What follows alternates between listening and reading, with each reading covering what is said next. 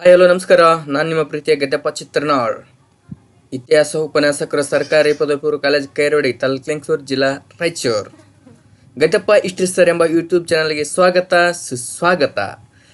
ಅಂತೂ ಇಂತೂ ನಾವು ಅಂದುಕೊಂಡಂತೆ ಯಶಸ್ವಿಯಾಗಿ ದ್ವಿತೀಯ PUC ವಾರ್ಷಿಕ ಪರೀಕ್ಷೆ ಮುಕ್ತಾಯವಾಯಿತು. ಈಗ ನಮ್ಮ ಚಿತ್ತ SSLC ಪರೀಕ್ಷೆಯ ಕಡೆ ಅಂತ ನೋಡಬೇಕು.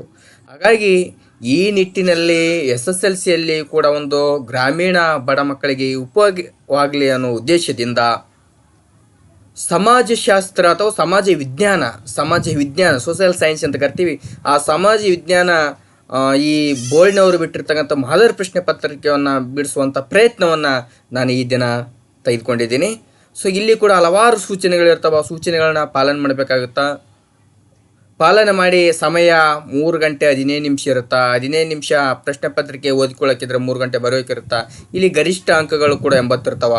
ಆನಂತರ ನೀವು ಯಾವುದೇ ಪರೀಕ್ಷೆ ಬರಬೇಕಾದ್ರೆ ಸರಿಯಾದಂಥ ಪೆನ್ಸಿಲು, ರಬ್ಬರು, ಸ್ಕೇಲು, ಏನೆಲ್ಲ ಸಾಮಗ್ರಿಗಳಿದಾವೆ, 3-4 ಪೆನ್ಗಳು. ಎಲ್ಲದಕ್ಕಿಂತ ಮುಖ್ಯವಾಗಿ ನಿಮ್ಮ ಈ ಹಾಲ್ ಟಿಕೆಟ್ ಏನಿದೆ, ಪ್ರವೇಶ ಪತ್ರ, ಅದನ್ನು ಜಾಗರೂಕತೆಯಾಗಿ ನಿಮ್ಮ ಬ್ಯಾಗಲ್ಲಿ ಇಟ್ಕೊಂಡು ಪರೀಕ್ಷೆಗೆ ಸಿದ್ಧರಾಗಿ ಅಂತ ಹೇಳ್ತಾ, ಹೇಳೋದಕ್ಕಿಂತ ಮುಂಚೆ ಇನ್ನೊಂದು ಮಾತು ಹೇಳ್ಬಿಡ್ತೀನಿ. ಗದ್ದೆಪ್ಪ ಹಿಸ್ಟರಿ ಸರ್ ಎಂಬ ಯೂಟ್ಯೂಬ್ ಚಾನಲ್ನ ಸಬ್ಸ್ಕ್ರೈಬ್ ಆಗೋ ಮುಖಾಂತರ ಇನ್ನೂ ಉತ್ತಮವಾದಂಥ ತರಗತಿಯನ್ನು ಕೊಡಲು ನೀವು ಪ್ರೋತ್ಸಾಹಿಸಬೇಕಂತ ಹೇಳ್ಕೊಳ್ತಾ ನೇರವಾಗಿ ವಿಷಯದ ಕಡೆ ಹೋಗ್ತೇನೆ. ಇವತ್ತಿನ ವಿಷಯ ಮಾದರಿ ಪ್ರಶ್ನೆ ಪತ್ರಿಕೆ 3 ಯಾರು ಬಿಟ್ಟಿರೋದಂದರೆ ಕರ್ನಾಟಕ ಶಾಲಾ ಪರೀಕ್ಷೆ ಮತ್ತು ಮೌಲ್ಯ ನಿರ್ಣಯ ಮಂಡಳಿ, ಮಲ್ಲೇಶ್ವರಂ, ಬೆಂಗಳೂರು. ಅಂದರೆ ಈ ಬೋರ್ಡ್ನವರು ಬಿಟ್ಟಿರ್ತಕ್ಕಂಥದ್ದು 2024-25 SSLC ಮಾದರಿ ಪ್ರಶ್ನೆ ಪತ್ರಿಕೆ 3 ಈ ದಿನ ನಾನು ಚರ್ಚೆ ಮಾಡ್ತಾ ಹೋಗ್ತೀನಿ. ವಿಷಯ ಸಮಾಜ ವಿಜ್ಞಾನ ಅಥವಾ ಸೋಷಿಯಲ್ ಸೈನ್ಸ್ ಅಂತ ಹೋಗೋಣಂತ. ನೇರವಾಗಿ ನಾನು ಈ ಭಾಗದಲ್ಲಿ 2 ಭಾಗ ಮಾಡ್ತೀನಿ. ಈ ಒಂದು ಪ್ರಶ್ನೆ ಪತ್ರಿಕೆ ಒಂದು ಭಾಗ 1 ಅಂಕ ಮತ್ತು 2 ಅಂಕವನ್ನು ಮಾತ್ರ ಡಿಸ್ಕಸ್ ಮಾಡ್ತಿದ್ದೀನಿ. ಆ ನಂತರದಲ್ಲಿ ದೀರ್ಘವಾದಂಥ ಉತ್ತರವನ್ನು ಇನ್ನೊಂದು ಭಾಗದಲ್ಲಿ ಚರ್ಚೆ ಮಾಡ್ತೀನಿ. ಇಲ್ಲಿ ಬಹು ಆಯ್ಕೆ 8 ಬಹು ಆಯ್ಕೆ ಚರ್ಚೆ ಮಾಡ್ತೀನಿ.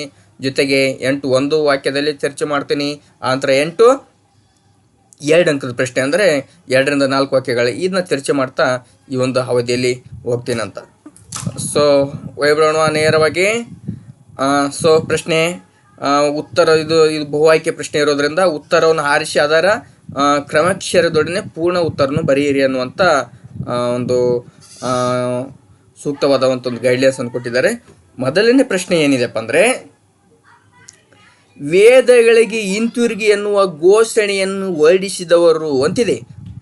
ಎ. ಆತ್ಮಾರಾಮ್ ಪಾಂಡುರಂಗ್, ಬಿ. ದಯಾನಂದ ಸರಸ್ವತಿ, ಸ್ವಾಮಿ ವಿವೇಕಾನಂದ, ರಾಜಾರಾಮ್ ಮೋಹನ್ ರಾಯ್. ಸರಿಯಾದಂಥ ಉತ್ತರ ದಯಾನಂದ ಸರಸ್ವತಿ ಅವರು ವೇದಗಳಿಗೆ ಹಿಂತಿರುಗಿ ಅಂತ ಹೇಳ್ತಾರೆ. ಸತ್ಯಾರ್ಥ ಪ್ರಕಾಶ ಅನ್ನುವಂಥ ಕೃತಿಯನ್ನು ಬರೀತಾರೆ. ಆ ಕೃತಿಯಲ್ಲಿ ಈ ಮಾತನ್ನು ಹೇಳ್ತಾರೆ ಅವರು. ನೆಕ್ಸ್ಟ್ ಪ್ರಶ್ನೆ ನಂಬರ್ 2 ಬಂದ್ಬಿಡೋಣ. ಕದನ ಬಾಂಧವ್ಯೇತರ ಮೈತ್ರಿಕೂಟ ರಚಿಸಿಕೊಂಡ ರಾಷ್ಟ್ರಗಳ ಸರಿಯಾದ ಗುಂಪು ಅಂತಿದೆ. ಕದನ ಬಾಂಧವ್ಯೇತರ ಅಂದರೆ ಮಿತ್ರರು ಅಂತ. ಕದನ ಮಿತ್ರರು ಮೈತ್ರಿಕೂಟ ರಚಿಸಿಕೊಂಡು ಸರಿಯಾದ ರಾಷ್ಟ್ರೀಯ ಗುಂಪು ಅಂತಿದೆ. ಅದರಲ್ಲಿ ಬ್ರಿಟನ್, ಫ್ರಾನ್ಸ್, ರಷ್ಯಾ ಸರಿಯಾದಂಥ ಆಯ್ಕೆ ಎ. ಈ ರೀತಿ ಬರೆದ್ರೆ 1 ಅಂಕ ನಿಮ್ಮದಾಗುತ್ತೆ. ನೆಕ್ಸ್ಟ್ 3ನೇ ಪ್ರಶ್ನೆ ಹೋಗ್ತಾನೆ ಮುಂದುವರೆದು. 3ನೇ ಪ್ರಶ್ನೆ, ನೊಬೆಲ್ ಪ್ರಶಸ್ತಿ ಪಡೆದಿರುವ ವಿಶ್ವಸಂಸ್ಥೆ ವಿಶೇಷ ಸಂಸ್ಥೆ ಅಂತಿದೆ. ವಿಶ್ವ ಆರೋಗ್ಯ ಸಂಸ್ಥೆ, ವಿಶ್ವಸಂಸ್ಥೆ ಶೈಕ್ಷಣಿಕ, ವೈಜ್ಞಾನಿಕ ಮತ್ತು ಸಾಂಸ್ಕೃತಿಕ ಸಂಸ್ಥೆ ಅಂತಿದೆ. ಆಹಾರ ಮತ್ತು ಕೃಷಿ ಸಂಸ್ಥೆ ಅಂತಿದೆ. ವಿಶ್ವಸಂಸ್ಥೆಯ ಅಂತಾರಾಷ್ಟ್ರೀಯ ಮಕ್ಕಳ ತುರ್ತು ನಿಧಿ ಅಂತಿದೆ. ಆದರೆ ಸರಿಯಾದಂಥ ಉತ್ತರ ಯಾವುದಪ್ಪ ಅಂದರೆ ಡಿ. ಯಾವುದಂದರೆ ವಿಶ್ವಸಂಸ್ಥೆಯ ಅಂತಾರಾಷ್ಟ್ರೀಯ ಮಕ್ಕಳ ತುರ್ತು ನಿಧಿ. ಈ ಸಂಸ್ಥೆ ಏನಿದೆ ನೊಬೆಲ್ ಪ್ರಶಸ್ತಿ ಪಡೆದಿರುವಂಥ ವಿಶೇಷವಾದಂಥ ಸಂಸ್ಥೆ ಅಂತ ನೋಡ್ತೀವಿ. ನೆಕ್ಸ್ಟ್ 4ನೇ ಪ್ರಶ್ನೆ ಮಕ್ಕಳೇ, ಬಹು ಆಯ್ಕೆದಲ್ಲಿ ನರ್ಮದಾ ಬಚಾವೋ ಆಂದೋಲನ ನೇತೃತ್ವ ವಹಿಸಿದವರು ಸುಂದರ್ಲಾಲ್ ಬಹುಗುಣ, ಚಂಡಿ ಪ್ರಸಾದ್ ಭಟ್, ಶಿವರಾಮ್ ಕಾರಂತ್, ಮೇಧಾ ಪಾಟ್ಕರ್ ಅನ್ನುವಂಥ 4 ಆಯ್ಕೆಗಳಿದ್ದಾವ. ಸರಿಯಾದಂಥ ಆಯ್ಕೆ ಯಾವುದಪ್ಪ ಅಂದರೆ ಮೇಧಾ ಪಾಟ್ಕರ್ ಅನ್ನುವಂಥವ್ರು ಈ ನರ್ಮದಾ ಬಚಾವೋ ಆಂದೋಲನ ನೇತೃತ್ವವನ್ನು ವಹಿಸಿಕೊಂಡಿದ್ರು ಅಂತ ನೋಡ್ತೀವಿ. ನೆಕ್ಸ್ಟ್ 5ನೇ ಬಹು ಆಯ್ಕೆಗೆ ಬಂದ್ಬಿಡೋಣ. ಮಾನ್ಸೂನ್ ಮಾರುತಗಳ ನಿರ್ಗಮನ ಕಾಲದಲ್ಲಿ ಆವರ್ತ ಮಾರುತಗಳು ಬಂಗಾಳ ಕೊಲ್ಲಿಯಲ್ಲೇ ನಿರ್ಮಿತಗೊಳ್ಳಲು ಕಾರಣ. ನೋಡಿ, ಮಾನ್ಸೂನ್ ಮಾರುತಗಳು ಬರ್ತಾವೆ ನಿರ್ಗಮನ ಕಾಲದಲ್ಲಿ. ಆವರ್ತ ಮಾರುತಗಳು ಬಂಗಾಳ ಕೊಲ್ಲಿಯಲ್ಲಿ ನಿರ್ಮಿತಗೊಳ್ಳಲು ಕಾರಣ ಅಂತಿದೆ. ಎ. ಭೂಮಿ ಮತ್ತು ಸಾಗರಗಳ ನಡುವಿನ ಉಷ್ಣಾಂಶ ಮತ್ತು ಒತ್ತಡಗಳಲ್ಲಿ ವ್ಯತ್ಯಾಸ ಅಂತ ನೋಡ್ತೀವಿ. ಉತ್ತರಾರ್ಧಗೋಳದ ಮೇಲೆ ಸೂರ್ಯನ ಲಂಬ ಕಿರಣಗಳು ಬಿದ್ದು ಉಷ್ಣಾಂಶ ಹೆಚ್ಚಾಗುತ್ತ ನೋಡ್ತೀವಿ. ಈ ಪ್ರದೇಶಗಳು ಸಮುದ್ರ ಮಟ್ಟಕ್ಕಿಂತ ಎತ್ತರದಲ್ಲಿರುವುದನ್ನು ನೋಡ್ತೀವಿ. ಉತ್ತರ ಭಾರತವು ಸಮುದ್ರದಿಂದ ದೂರ ಇರುವುದರಿಂದ ಅಂತ 4 ಆಪ್ಷನ್ಸ್ ಇದ್ದಾವೆ.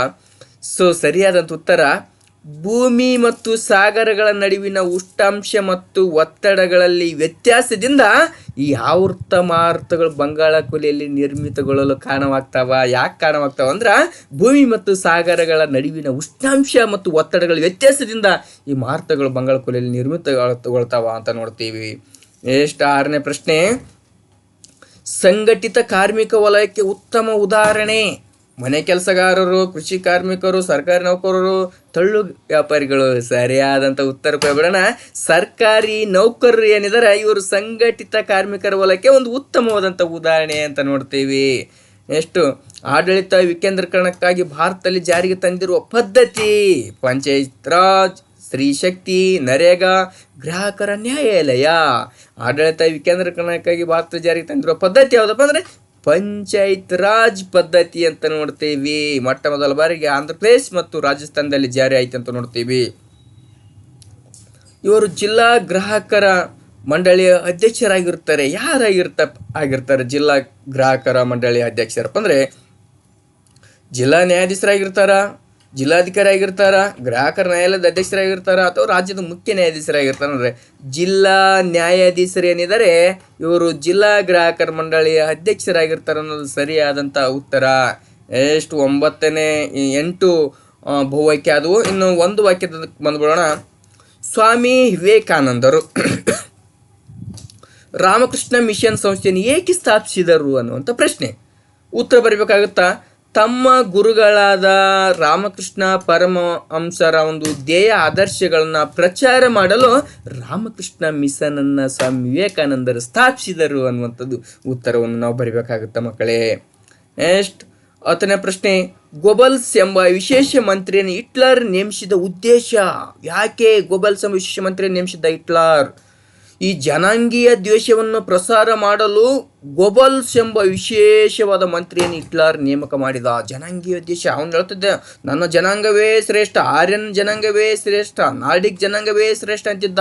ಆ ಜನಾಂಗವೇ ಶ್ರೇಷ್ಠತೆ ಅನ್ನೋದಕ್ಕೋಸ್ಕರ ಒಬ್ಬ ಮಂತ್ರಿಯನ್ನು ನೇಮಕ ಮಾಡ್ತಾನೆ, ಅವನೇ ಗೋಬಲ್ಸ್ ಅಂತ ನೋಡ್ತೇವೆ. ವಿಶ್ವಸಂಸ್ಥೆಯ ದತ್ತಿ ಸಮಿತಿಯನ್ನು ಏಕೆ ಸ್ಥಾಪಿಸಲಾಗಿದೆ ಅನ್ನುವಂಥ ಪ್ರಶ್ನೆ. ಈ ವಸಾಹತುಶಾಹಿತ್ವ ಅಂದರೆ ಈ ವ್ಯಾಪಾರ ಮಾಡಕ್ಕಂತ ಬರ್ತಾರೆ, ವ್ಯಾಪಾರ ಮಾಡಕ್ಕಂತ ಬಂದು ಆ ದೇಶದ ಅಧಿಕಾರವನ್ನು ಹಿಡಿತಾರಲ್ಲ, ಆ ದೇಶ ವಸಾಹತು ಅಧಿಕಾರ ಆಗುತ್ತೆ, ವಸಾಹತುಶಾಹಿತ್ವವನ್ನು ಸ್ಥಾಪನೆ ಮಾಡ್ತಾರೆ. ಈ ವಸಾಹತುಶಾಹಿತ್ವಕ್ಕೆ ಒಳಪಟ್ಟಿದ್ದ ಪ್ರದೇಶಗಳು, ಉದಾಹರಣೆಗೆ ನಮ್ಮದು ಭಾರತ ಕೂಡ ಬ್ರಿಟಿಷರ ವಸಾಹತುಶಾಹಿತ್ವಕ್ಕೆ ಒಳಪಟ್ಟಿತ್ತು. ವಸಾಹತುಶಾಹಿತ್ವಕ್ಕೆ ಒಳಪಟ್ಟ ಪ್ರದೇಶಗಳು ಸಾರ್ವಭೌಮ ರಾಷ್ಟ್ರಗಳಾಗಿ ಉದಯಿಸಲು ಮತ್ತು ಅವುಗಳ ಮೇಲುಸ್ತುವಾರಿ ಮಾಡಲು ಸ್ಥಾಪಿಸಿದ ಸಂಸ್ಥೆಯೇ ದತ್ತಿ ಸಮಿತಿ ಅಂತ ಕರಿತೇವೆ. ವಿಶ್ವಸಂಸ್ಥೆ ದತ್ತಿ ಸಮಿತಿಯನ್ನು ಏಕೆ ಸ್ಥಾಪಿಸಲಾಗಿದೆ ಅಂದರೆ ವಸಾಹತುಶಾಹಿತ್ವಕ್ಕೆ ಒಳಪಟ್ಟಿದ್ದ ಪ್ರದೇಶಗಳು ಸಾರ್ವಭೌಮ ರಾಷ್ಟ್ರಗಳಿಗೆ ಉದಯಿಸಲು ಮತ್ತು ಅವುಗಳ ಮೇಲುಸ್ತುವಾರಿ ಮಾಡಲು ಸ್ಥಾಪಿಸಿದ ಸಂಸ್ಥೆ ಈ ದತ್ತಿ ಸಮಿತಿ ಅಂತ ನೋಡ್ತೀವಿ. ನೆಕ್ಸ್ಟ್, ಸಾಮಾಜಿಕ ಸ್ತರ ವಿನಾಶ ಎಂದರೇನು ಅನ್ನುವಂಥ ಪ್ರಶ್ನೆ ಇದೆ. ಸಮಾಜದ ಜನರನ್ನು ಆದಾಯ, ಲಿಂಗ, ಜಾತಿ, ಶಿಕ್ಷಣ, ಬಡವ, ಶ್ರೀಮಂತರಾಗಿ ವಿಂಗಡಿಸುವುದಕ್ಕೆ ಸಾಮಾಜಿಕ ಸ್ತರ ವಿನ್ಯಾಸ ಎನ್ನುವರು ಅಂತ ಬರೆದ್ರೆ ಒಂದಂಕ ನಿಮ್ಮದು. ಸಮಾಜದ ಜನರನ್ನು ಆದಾಯ, ಲಿಂಗ, ಜಾತಿ, ಶಿಕ್ಷಣ, ಬಡವ, ಶ್ರೀಮಂತರನ್ನಾಗಿ ವಿಂಗಡಿಸುವುದಕ್ಕೆ ಸಾಮಾಜಿಕ ಸ್ತರ ವಿನ್ಯಾಸ ಅಂತ ಕರಿತೀವಿ ಅಂತ. ಭಾರತದಲ್ಲಿ ಅತಿ ಕಡಿಮೆ ಮಳೆ ಬೀಳುವ ಪ್ರದೇಶ ಯಾವುದಂತಿದೆ. ಭಾರತದಲ್ಲಿ ಅತಿ ಕಡಿಮೆ ಮಳೆ ಬೀಳುವ ಪ್ರದೇಶ ಯಾವುದಂದ್ರೆ ರಾಜಸ್ಥಾನದ ರೋಯ್ಲಿ ಅನ್ನುವಂಥ ಪ್ರದೇಶ ಅತಿ ಕಡಿಮೆ ಮಳೆ ಬೀಳುವ ಪ್ರದೇಶ ಅಂತ ನೋಡ್ತೀವಿ. ಗ್ರಾಮೀಣ ಅಭಿವೃದ್ಧಿ ಎಂದರೇನು ಅನ್ನುವಂಥ ಪ್ರಶ್ನೆ ಇದೆ.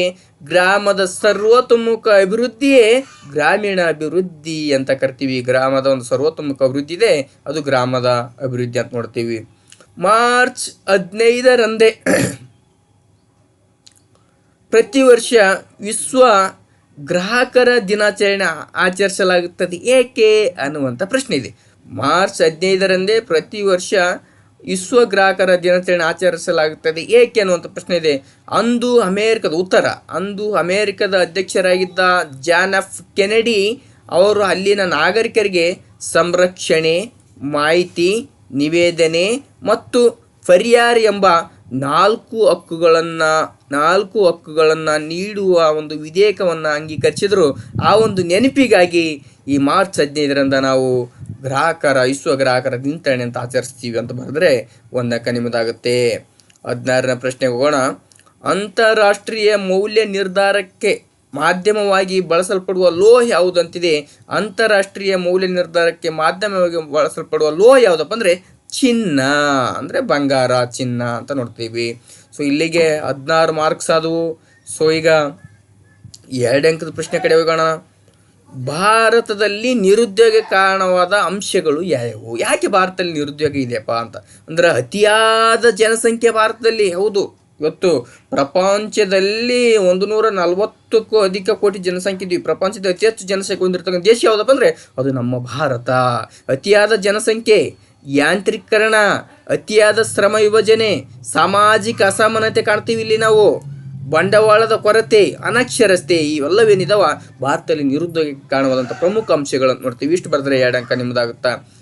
ಅಥವಾ ಇನ್ನೊಂದು ಪ್ರಶ್ನೆ ಬರ್ಬೋದು, ಬಾಲ್ಯ ವಿವಾಹದ ಪರಿಣಾಮಗಳಾವು? ಏನಾಗ್ತಿದೆ ಬಾಲ್ಯ ವಿವಾಹ ಅಂದ್ರೆ ಮಕ್ಕಳಲ್ಲಿ ಸರ್ವತೋಮುಖ ಬೆಳವಣಿಗೆ ಕುಂಠಿತ. ಅಂದ್ರೆ ಬಾಲ್ಯ ವಿವಾಹ ಆದ ನಂತರ ಆ ಮಕ್ಕಳಾಗಿರ್ತಾವಲ್ಲ ಅವ್ರಿಗೆ ಅಲ್ಲಿ ಮಕ್ಕಳಲ್ಲಿ ಸರ್ವತೋಮುಖ ಬೆಳವಣಿಗೆ ಕುಂಠಿತ ಆಗುತ್ತಾ. ಮಕ್ಕಳ ಮೇಲೆ ಅತಿಯಾದ ದೌರ್ಜನ್ಯ, ನಿರ್ಲಕ್ಷ್ಯ, ಹಿಂಸೆ, ಶೋಷಣೆ, ಲೈಂಗಿಕ ದೌರ್ಜನ್ಯ ಹೆಚ್ಚುತ್ತದೆ.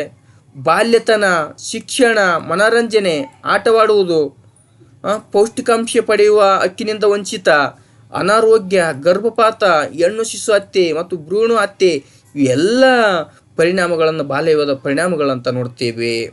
ನೆಕ್ಸ್ಟ್, ಕಾನೂನು ಸುವ್ಯವಸ್ಥೆ ಕಾಪಾಡುವಲ್ಲಿ ಸರ್ಕಾರದ ಪಾತ್ರವೇನು ಅನ್ನುವಂಥ ಪ್ರಶ್ನೆ. ನೋಡಿ, ಅದ್ಭುತವಾದಂಥ ಪ್ರಶ್ನೆ ಇದು. ಕಾನೂನು ಸುವ್ಯವಸ್ಥೆ ಕಾಪಾಡುವಲ್ಲಿ ಸರ್ಕಾರದ ಪಾತ್ರವೇನಂತಂದರೆ ರಾಷ್ಟ್ರದ ಸುಖ ಶಾಂತಿಗೆ, ಐಕ್ಯತೆಗೆ ಹಾಗೂ ಅಭಿವೃದ್ಧಿಗೆ ಕಾನೂನು ಸುವ್ಯವಸ್ಥೆ ಅವಶ್ಯಕತೆಯಾಗಿದೆ. ಹೌದು, ಶೀಘ್ರಗತಿಯಲ್ಲಿ ಬೆಳೆಯುತ್ತಿರುವ ಸಮಾಜದ ಇಂದಿನ ದಿನಗಳಲ್ಲಿ ಕಾನೂನು ಸುವ್ಯವಸ್ಥೆ ಅತಿ ಪ್ರಮುಖ ಸ್ಥಾನವನ್ನು ಪಡೆದಿದೆ. ಕಾನೂನು ಮತ್ತು ಸುವ್ಯವಸ್ಥೆ ಎರಡು ಒಂದೇ ನಾಣ್ಯದ 2 ಮುಖಗಳಿದ್ದಂತೆ. ಸರ್ವರ ಸಂರಕ್ಷಣೆಗೆ ಕಾನೂನು ಆಡಳಿತ ಅಗತ್ಯವಾಗಿದೆ. 7ನೇ ಅನುಸೂಚಿಯ ಪ್ರಕಾರ ಕಾನೂನು ಸುವ್ಯವಸ್ಥೆಯನ್ನು ರಾಜ್ಯಪಟ್ಟಿಯಲ್ಲಿ ಉಲ್ಲೇಖಿಸಲಾಗಿದೆ. ಇಷ್ಟ ಅಂಶವನ್ನು ಬರೆದರೆ 2 ಅಂಕ ನಿಂತು. ಇನ್ನೊಂದು ಪ್ರಶ್ನೆ ಇದೆ, ಅನಕ್ಷರತೆ ನಿವಾರಿಸಲು ಸರ್ಕಾರ ಕೈಗೊಂಡ ಕ್ರಮಗಳೇನು? ಯಾಕೆ ಅನಕ್ಷರತೆಯನ್ನು ತೊಡೆದಾಕಬೇಕು, ಏನು ಕೈಗೊಂಡಿದೆ ಸರ್ಕಾರ ಅಂತಂದರೆ ಉತ್ತರ ನೋಡೋಣ. 2001ರ ಸರ್ವ ಶಿಕ್ಷಣ ಅಭಿಯಾನ ಕಾರ್ಯಕ್ರಮ 6ರಿಂದ 14 ವರ್ಷದ ಮಕ್ಕಳಿಗೆ ಉಚಿತ ಶಿಕ್ಷಣವನ್ನು ತೊಗೊಂಬಂದಿದೆ ಸರ್ಕಾರ. 1988ರ ರಾಷ್ಟ್ರೀಯ ಸಾಕ್ಷರತಾ ಮಿಷನನ್ನು ಸ್ಥಾಪಿಸಿದೆ. ಅನಕ್ಷರಸ್ಥರನ್ನ ಸಾಕ್ಷರನಾಗಿ ಮಾಡುವುದು ಇದರ ಒಂದು ಉದ್ದೇಶ. ಸಾಕ್ಷರ ಭಾರತ ಕಾರ್ಯಕ್ರಮ ಜಾರಿಗೆ ತಂದಿದೆ. ಅನಕ್ಷರಸ್ಥರನ್ನು ಹೋಗಲಾಡಿಸುವುದು ಇದರ ಪ್ರಮುಖ ಉದ್ದೇಶ. ಮಹಿಳಾ ಶಿಕ್ಷಣಕ್ಕೆ ಆದ್ಯತೆ, ವಿಕಲಚೇತನ ಶಿಕ್ಷಣ ಮತ್ತು ಮಹಿಳಾ ಒಂದು ಜಾಗೃತಿಗೆ ಆದ್ಯತೆ ನೀಡುವುದು ಇದರ ಪ್ರಮುಖ ಉದ್ದೇಶ ಅಂತ ನೋಡ್ತೇವೆ. ಇನ್ನು 21A ವಿಧಿ ಶಿಕ್ಷಣ ಒಂದು ಮೂಲಭೂತ ಹಕ್ಕು ಅಂತ ಹೇಳುತ್ತಾ. 2009ರ ಶಿಕ್ಷಣ ಹಕ್ಕು ಕಾಯ್ದೆ ಏನಿದೆ 6ರಿಂದ 14 ವರ್ಷ ಮಕ್ಕಳಿಗೆ ಕಡ್ಡಾಯ ಶಿಕ್ಷಣವನ್ನು ನೀಡುವುದು ತಿಳಿಸಿಕೊಡುತ್ತಾ. ಜೊತೆಗೆ 2018ರ ಸಮಗ್ರ ಶಿಕ್ಷಾ ಕಾರ್ಯಕ್ರಮ ಆಗಿರ್ಬೋದು, ನವಭಾರತ ಸಾಕ್ಷರತಾ ಕಾರ್ಯಕ್ರಮ, ಎಲ್ಲ ಕಾರ್ಯಕ್ರಮಗಳನ್ನು ಅನಕ್ಷರತೆ ನಿವಾರಿಸಲು ಸರ್ಕಾರ ಕೈಗೊಂಡಿರುವ ಒಂದು ಅತ್ಯುತ್ತಮವಾದಂಥ ಕಾರ್ಯಕ್ರಮಗಳನ್ನು ನೋಡ್ತೀವಿ. ಈ ಎಲ್ಲ ಕಾರ್ಯಕ್ರಮ ಸರಿಯಾದ ರೀತಿಯಿಂದ ಜಾರಿಯಾದರೆ ಭಾರತದಲ್ಲಿ ಅನಕ್ಷರತೆ ಇರುವುದಿಲ್ಲ ಅನ್ನುವಂಥ ಮಾತನ್ನು ಈ ಕ್ಷಣದಲ್ಲಿ ಹೇಳಬೇಕಾಗುತ್ತೆ. ಯುರೋಪಿಯನ್ನರು ನೆಕ್ಸ್ಟ್ ಪ್ರಶ್ನೆ, 19ನೇ ಪ್ರಶ್ನೆ. ಯುರೋಪಿಯನ್ನರು ಭಾರತಕ್ಕೆ ಹೊಸ ಜಲಮಾರ್ಗವನ್ನು ಕಂಡುಹಿಡಿಯಲು ಕಾರಣವಾದ ಅಂಶಗಳು ಯಾವುವು? ಯಾಕೆ ಅವರು ಹೊಸ ಜಲಮಾರ್ಗವನ್ನು ಕಂಡುಹಿಡಿದ್ರು? ಉತ್ತರಕ್ಕೆ ಹೋಗ್ಬಿಡೋಣ. ಸಾಮಾನ್ಯ ಶಕ 1453ರಲ್ಲಿ ಆಟೋಮನ್ ಟರ್ಕರು ಕಾನ್ಸ್ಟಾಂಟಿನೋಪಲ್ ನಗರ ವಶಪಡಿಸಿಕೊಂಡರು. ಪೂರ್ವ ಮತ್ತು ಪಶ್ಚಿಮ ರಾಷ್ಟ್ರಗಳು ವ್ಯಾಪಾರ ಮಾರ್ಗಗಳು ಟರ್ಕರ ನಿಯಂತ್ರಣಕ್ಕೆ ಬಂದವು. ಇದರಿಂದ ವ್ಯಾಪಾರದ ಮೇಲೆ ತೀವ್ರ ತೆರಿಗೆ ವಿಧಿಸಿದರು. ಇದರಿಂದ ಯುರೋಪಿಯನ್ನರು ವ್ಯಾಪಾರ ಲಾಭದಾಯಕ ಆಗಲಿಲ್ಲ. ಹಾಗಾಗಿ ಅವರು ಅನಿವಾರ್ಯವಾಗಿ ಸ್ಪೇನ್ ಮತ್ತು ಪೋರ್ಚುಗಲ್ ದೇಶದ ಇಟಲಿಯ ವರ್ತಕರ ಏಕಸ್ವಾಮ್ಯ ಮುರಿಯಲು ಮುಂದಾದಾಗ ಅವ್ರಿಗೆ ತಲೆಯಲ್ಲಿ ಬಂದಿದ್ದು ಹೊಸ ಜಲಮಾರ್ಗಗಳನ್ನು ಹುಡುಕಲು ನಾವಿಕರನ್ನು ಪ್ರೋತ್ಸಾಹಿಸ್ತಾರೆ. ಇದಕ್ಕೆ ಪೂರಕವಾದ ಹೊಸ ಆವಿಷ್ಕಾರಗಳಾಗಿರ್ತಕ್ಕಂಥ ದಿಕ್ಸೂಚಿ, ಅಸ್ಟ್ರೋಲೋಜ್, ಸಿಡಿಮದ್ದು, ಭೂಪಟ ಮೊದಲಾದವು ಈ ಒಂದು ಹೊಸ ಜಲಮಾರ್ಗ ಕಂಡುಹಿಡಿಯಲು ನೆರವಾದವು ಅಂತ ನೋಡ್ತೇವೆ. ಇಷ್ಟು ಅಂಶ ಬರೆದ್ರೆ 2 ಅಂಕ ನಿಮ್ಮದು. ನೆಕ್ಸ್ಟ್ 20ನೇ ಪ್ರಶ್ನೆ, ಸಹಾಯಕ ಸೈನ್ಯ ಪದ್ಧತಿಯ ದೇಶೀಯ ರಾಜರುಗಳನ್ನು ಬಲಹೀನಗೊಳಿಸಿತು ಹೇಗೆ ಅನ್ನುವಂಥ ಪ್ರಶ್ನೆ ಇದೆ. ಭಾರತೀಯ ರಾಜರು ಬ್ರಿಟಿಷ್ ಸೈನಿಕ ತುಕಡಿಯನ್ನು ತನ್ನ ರಾಜ್ಯದಲ್ಲಿ ಇರಿಸಿಕೊಳ್ಬೇಕಾಗಿತ್ತು. ಹೌದು. ಆ ಸೈನ್ಯದ ಖರ್ಚು ವೆಚ್ಚವನ್ನು ಆ ದೇಶೀಯ ರಾಜನೇ ಭರಿಸಬೇಕು. ನೋಡಿ ಎಂಥ ವಿಪರ್ಯಾಸ ಇದು. ಇಲ್ಲವೇ ನಿರ್ದಿಷ್ಟ ಕಂದಾಯ ಪ್ರದೇಶವನ್ನು ಬಿಟ್ಟುಕೊಡ್ಬೇಕಾಗಿತ್ತು. ಒಂದು ಪ್ರದೇಶವನ್ನು ಬಿಟ್ಟುಕೊಡ್ಬೇಕಾಗಿತ್ತು, ನಿಂದ ಕಟ್ಟಕ್ಕಾಗಲ್ಲ ಅಂದ್ರೆ ಬ್ರಿಟಿಷರಿಗೆ. ರಾಜರ ಆಸ್ಥಾನದಲ್ಲಿ ಬ್ರಿಟಿಷ್ ರೆಸಿಡೆಂಟನ್ನು ನೇಮಿಸಿಕೊಳ್ಬೇಕು. ನೋಡಿ, ಬ್ರಿಟಿಷರ ಅನುಮತಿ ಇಲ್ಲದೆ ಆಸ್ಥಾನದಲ್ಲಿ ಯಾವುದೇ ಯುರೋಪಿಯನ್ನರನ್ನು ನೇಮಿಸಿಕೊಳ್ಳುವಂತಿಲ್ಲ. ಭಾರತದ ಯಾವುದೇ ರಾಜ್ಯಗಳೊಂದಿಗೆ ಯುದ್ಧ ಸಂಧಾನ ಮಾಡಿಕೊಳ್ಬೇಕಾದ್ರೆ ಗವರ್ನರ್ ಜನರಲ್ ಅನುಮತಿ ಬೇಕು. ಕಂಪನಿಯು ಆ ರಾಜ್ಯಕ್ಕೆ ಆಂತರಿಕ ಮತ್ತು ಬಾಹ್ಯ ರಕ್ಷಣೆಯನ್ನು ಒದಗಿಸುವುದು. ಸಂಪೂರ್ಣವಾಗಿ ಇಂಡೈರೆಕ್ಟ್ ಆಗಿ ಆ ಒಂದು ದೇಶೀಯ ರಾಜರನ್ನು ಇವರು ಆಳ್ವಿಕೆ ಮಾಡ್ತಕ್ಕಂಥದ್ದು ಇವರು ಪದ್ಧತಿ. ಇಂಡೈರೆಕ್ಟಾಗಿ ನಾವೇ ಆಳ್ವಿಕೆ ಮಾಡಬೇಕು, ನಾವು ಹೇಳಿದಂಗೆ ಕೇಳಬೇಕು ಅನ್ನುವಂಥ ಒಂದು ಪದ್ಧತಿ ಹೆಂಗಿದೆ ನೋಡಿ ಸಹಾಯಕ ಸೈನ್ಯ ಪದ್ಧತಿ. ಯಾವ ರೀತಿಯ ಕುಟಿಲ ತಂತ್ರಗಳ ಮುಖಾಂತರ ತಮ್ಮ ಒಂದು ನೀತಿಗಳ ಮುಖಾಂತರ ಭಾರತೀಯ ರಾಜರನ್ನು ಬಲಹೀನಗೊಳಿಸಿದ್ರು ಈ ಬ್ರಿಟಿಷರ್ ಅಂತ. ನೆಕ್ಸ್ಟ್ 21ರ ಪ್ರಶ್ನೆ, ಮಣ್ಣಿನ ಸವೆತದಿಂದಾಗುವ ಪರಿಣಾಮಗಳೇನು? ಮಣ್ಣಿನ ಸವೆತದಿಂದ ಏನಾಗ್ತಾವ ಅಂತಂದ್ರೆ ಉತ್ತರ ನೋಡೋಣ.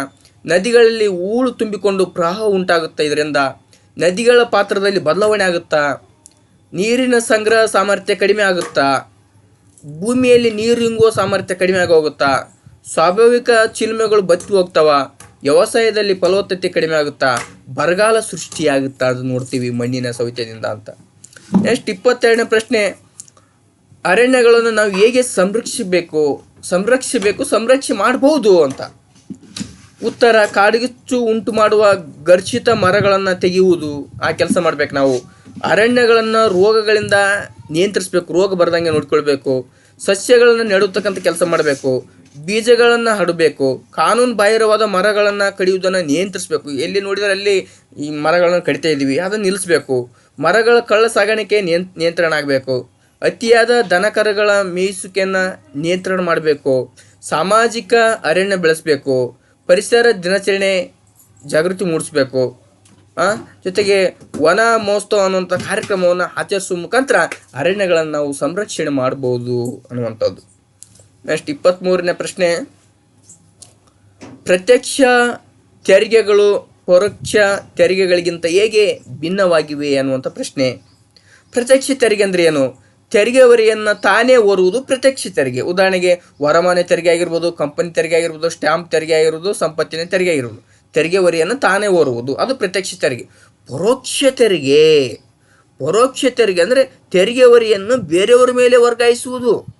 ಅದು GST ಆಗಿರ್ಬೋದು, ಸೇವಾ ತೆರಿಗೆ ಆಗಿರ್ಬೋದು, ವಿದೇಶಿ ಪ್ರವಾಸಿಗರ ತೆರಿಗೆ ಆಗಿರ್ಬೋದು, ಕೇಂದ್ರ ಅಬಕಾರಿ ತೆರಿಗೆ ಆಗಿರ್ಬೋದು. ಹೀಗೆ ಇದು ವ್ಯತ್ಯಾಸ ಪ್ರತ್ಯಕ್ಷ ತೆರಿಗೆ ಮತ್ತು ಪರೋಕ್ಷ ತೆರಿಗೆ ಅಂತ ನೋಡ್ತೀವಿ. ನೆಕ್ಸ್ಟ್, ಉಳಿತಾಯ ಬ್ಯಾಂಕ್ ಖಾತೆಗಳು ಚಾಲ್ತಿ ಬ್ಯಾಂಕ್ ಖಾತೆಗಳಿಗಿಂತ ಭಿನ್ನವಾಗಿವೆ ಹೇಗೆಪ್ಪ ಅಂತ.